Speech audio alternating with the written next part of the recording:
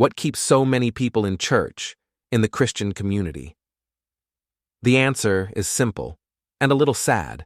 For some, it's family and social ties. My whole family's in church, so of course I'm there too. Wouldn't want to be the odd one out. Family is like a spider web. Tug one thread, and the tremor runs through the whole thing.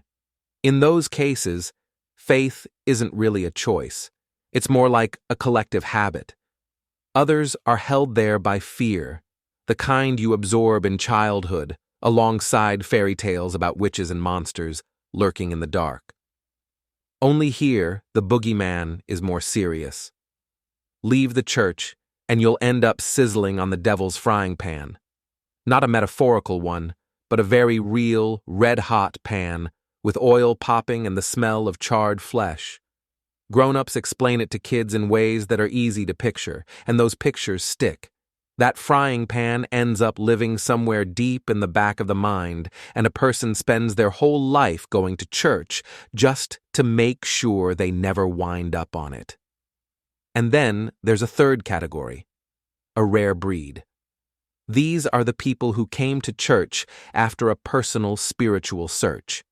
Not because that's what you're supposed to do, not because it's scary not to, but because they were honestly seeking meaning. They asked themselves uncomfortable questions, read books, listened to silence, picked up hints from their own dreams. And at some point, the church became a kind of harbor for them. But there aren't many like that, and they aren't the ones holding up the community. Because what really holds up the community are donations. Money. Without it, there'd be no shining domes, no air-conditioned halls, no professional choir in elaborate robes. Money is the oxygen of the church.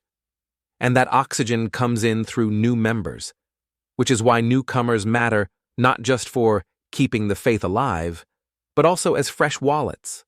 That's why the entry process is simple. Agree to the dogmas, make friends with a couple of active parishioners, and you're in. Nobody's going to tell you, sorry, you don't fit. The church is built for the masses.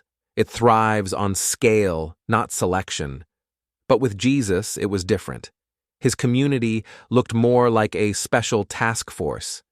He personally chose whom to call and whom to pass by. In the Gospels, those moments seem almost casual. Jesus makes a decision, walks up to a fisherman, for example, and says, "Follow me." And that's it. The man follows. But how many people did he not say that to? Far more. He weeded out most of them because he knew they couldn't handle it. They didn't have the heart for service, weren't ready inside. Here, everything was flipped. It wasn't people going to the church, but the church going to the people, and turning most of them away. What came out of it was a tight-knit brotherhood, teaching, loyalty, friendship, a shared road, and it worked.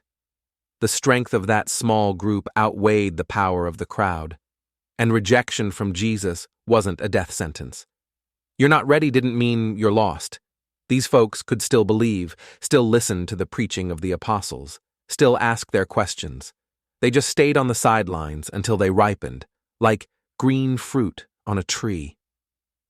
Jesus didn't pick them too early, because he knew the taste would only be bitter. The modern church is still a long way from that ideal. Today it's more like a Sunday supermarket. Anybody can walk in, grab a cart, and roll down the aisles. Everything's convenient, everything's open. But from that kind of crowd, you rarely get a real spiritual team. Maybe one day, though, the church will circle back to that path. Someday, in some not-so-distant future, it may start choosing hearts instead of wallets. It may learn to hear those who are truly searching, not just those scared of the frying pan. And then there will be small communities again, tied together not by habit, not by fear, not by profit, but by something deeper. Maybe that's where we're all headed in the end. The road is just long, and for now, everyone has to choose for themselves. Go to church out of family duty, out of fear, or out of longing. For some, The frying pan is still waiting up ahead. For others, the road to the absolute ideal